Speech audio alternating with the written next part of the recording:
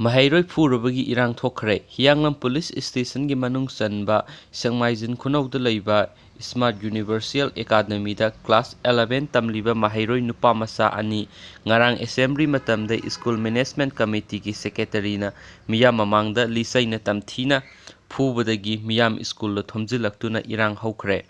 Senaba secretary police na pharaga case lokhatkre. Thaudok thokphamdagi phangba pawgi matung inna Class 11 tamliba Maheiroi nupa masa ani aduna ngarang assembly tawdringai class ta lairiki wari sanabada ojanupi ama hullaga wa ngangki haiba wafamda ojanupi aduna masak taklaga assembly matamda atai Maheiroi singi mamangda kauthoklaga lisaina tamthina phukibane.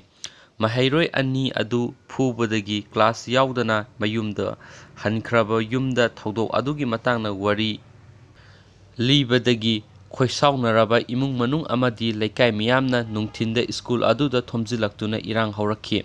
Irang haurakpadagi Hianglam Police mafam aduda changsilakhi adubu miyamgi irang laksinba ngamdabadagi SPY Victoria yauna ahenba police changsilaktuna irang laksinki.